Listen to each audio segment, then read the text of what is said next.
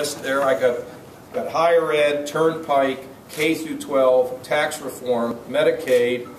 Do I get anything else? That's pretty much all of it. So, now, and at the end of the day, all these programs, outside of the ones that pull people out of the shadows, is designed to get jobs created and to help people keep their jobs and get better jobs in our state. So that's it. And I'll take a few questions, if they're easy. Governor? Yes. In Lorraine County, the two richest school districts got 98 and 89% increases in state funding under the first year of your education budget. The poorest districts got some increase in funding, 10% was the top. Most districts got nothing. Superintendents are confused. Yeah. Can you explain that? Yeah, easily. First of all, no one gets cut in Ohio. We protect these districts that fundamentally we're not targeting dollars to the type of population that they have. Now, I don't know about your wealthier districts, but I can tell you about right here in Central Ohio, Olentangy schools. You know why Olentangy schools is getting, first of all, their state aid as a percentage looks big, but when you look at their actual aid, it isn't that big, so I'm not sure what your statistics are. But let me tell you about Olentangy. You know why they get help? Because they're exploding in population. Because people are going there to get their kids an education. Now, if your population is shooting through the roof, we have to give you money to be able to support that. And we actually put a cap on that. So a school like Olentangy is not getting the resources they need based on their student population. Now, I don't know, I'd have to go and look specifically at your district, but what I can tell you is this.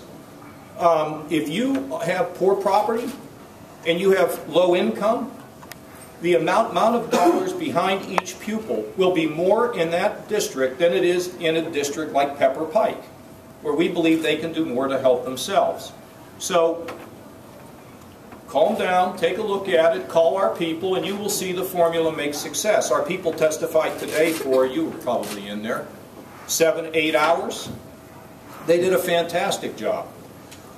The key is, over time, how do we make sure that dollars get to students? That if school districts are shrinking, how do they restructure to accommodate a smaller population? Cleveland School District is doing that. It's likely because of their actions they will get some grants from the Innovation Fund. The Innovation Fund really being created to help school districts to innovate, to change. So in the case of what you're talking about, you probably may have a district that's losing population. If they're losing population, we still kept them, we still didn't cut them. But if they're losing population and somebody else is growing population, how do you think we should divide it up? Should we give more to the school districts that lose population or more to the students, the schools that gain population? I mean, it's not that complicated, right? And that's how we tried to do it. But this represents a significant change. This is a formula based on need and based on the particular circumstance of the school. Let me tell you another thing, beyond the basic formula. If you have a child who's disabled, if you have a child who's disadvantaged, poor, we're going to give you more money. If you have a child that's trying to learn English, we'll give you more money. We'll even give money for some of the family members to learn English. If you have a gifted student, we're going to help you with your gifted program. So on top of the basic formula, we've even added these particular challenges that school districts face. I would really encourage you, we got somebody here, we'll give you a card, and we will call you and explain it to you. But you know, the amazing thing is, sometimes when you tell people you're not getting cut, sometimes they think that means they're getting an increase. You know, and let me also tell you that I believe that the average, I don't want to get into statistics here because if I do, I'll get hammered if it's not completely correct. But let me say this to you also. Some school districts relied on one-time stimulus money to run their operation. If you did that, you were setting yourself up for a big fall. When you look at basic state aid in the last budget, it actually went up. Now, overall, we're going to spend a heck of a lot more money on K through 12 education in this budget. Very significant increases. And it should be. And frankly, we're in a position now because we have a little bit more revenue. Why do we have a surplus? We have a surplus because we restrained spending and we're growing jobs.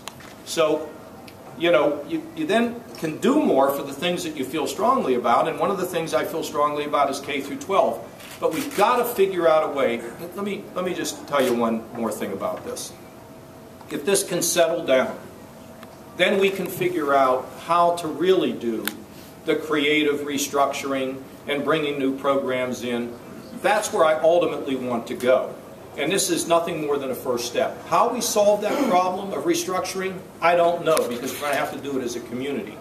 But I'm really glad you asked the question, because I think it shows some light on the way in which we put this program together.